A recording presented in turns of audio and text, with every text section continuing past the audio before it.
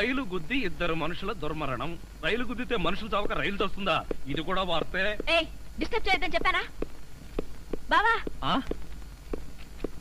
తాజ్ మహల్ గురించి కొంచెం చెప్పవా? ఓ సంతేనా, ఎందుకు చెప్పను? తాజ్ మహల్ ఓ సమాధి, 10 మంది ఫోటోలు దిగడానికి పూర్వం పెద్దలు కట్టిన ఓ పెద్ద స్టూడియో. ఆ స్టూడియోలో ప్రియా, తాజ్ మహల్ గురించి నేను చెప్తాను, రాసుకో. నువ్వా? వంటడివి నువ్వు తాజ్ మహల్ గురించి ఏం చెప్తావు? వెళ్ళి వంట పంచుకోపో. Shut up. Don't underestimate a person's dignity of labor. For your kind information, Taj Mahal is a symbol of love and affection. Particularly you, your father and mother doesn't have any affection. Thank you.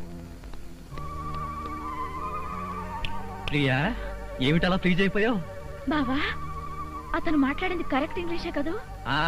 English నాకు సరిగా వస్తే ఆ English కరెక్టా కాదని చెప్పుండేవాడిని. అయినా వాడు engineering gold medallist. మరి వంట ఉద్యోగం? అజ్ఞాతవాసం పూర్తి చేయాల్సి వచ్చి భీముడే వంటవాడయ్యాడు. ప్రస్తుతం మావాడు కూడా అజ్ఞాతవాసంలోనే ఉన్నాడు. అజ్ఞాతవాసమా?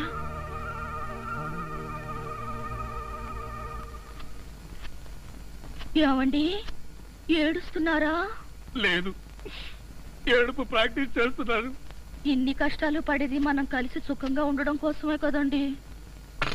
మంజు, నిజంగానే చెప్తున్నావా లేకపోతే నా చేత బాగా వంట చేయించడానికి చెప్తున్నావా? అదేం మాట అండి, నిజంగానే అంటున్నాను. నేను ఆ రోజు కోసం ఎదురు చూస్తున్నాను.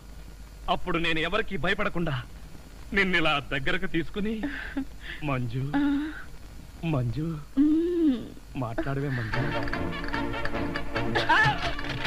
ఎంత ధైర్యం నీకు? కాలు జారితే మాత్రం నా మీద పడతావా? కాలు జారడం ఏమిటి? కావాలనే పట్టుకుంటేను చెంప పగల కొడతాను. నా చెంప పగల కొడతావా? అవును. ఒకసారి వెనక్కి తిరిగి చూడు, నీ పరిస్థితి ఏమిటో. నా పరిస్థితికే సారీ మేడం, తప్పైపోయింది. జీవితంలో మొదటిసారి కాలు జారి మీ మీదే పడ్డాను. చెప్పిన సారీ చాలు గాని బుద్ధిగా పంచే. అలాగే.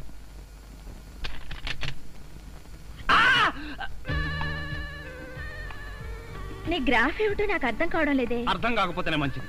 నువ్వు అన్ని విచిత్రంగా చేస్తావే. ఈ మధ్య చేయడం మానేశానండి. కాలు జారి అక్కయ్య మీద పడ్డావా? ఆ పడేదేదో అలాంటి పెళ్లి కాని పిల్ల మీద పడొచ్చుగా. అదేంటి పెళ్లిని వాడి మీద పట్టాం అసహ్యంగా? మీరు భలేవారండి. మీద పడే ముందు మీకు పెళ్ళయిందా అవలేదా అని అడుగుతామా? కాలు జారుతుంది, పడిపోతాం, అంతే.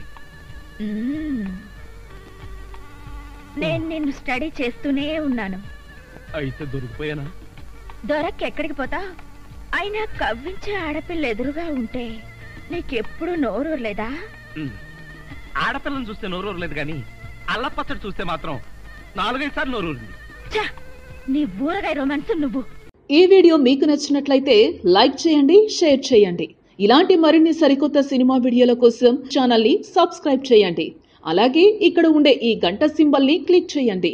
మేము అప్డేట్ చేసే ప్రతి వీడియో నోటిఫికేషన్స్ మీకు వచ్చేస్తాయి.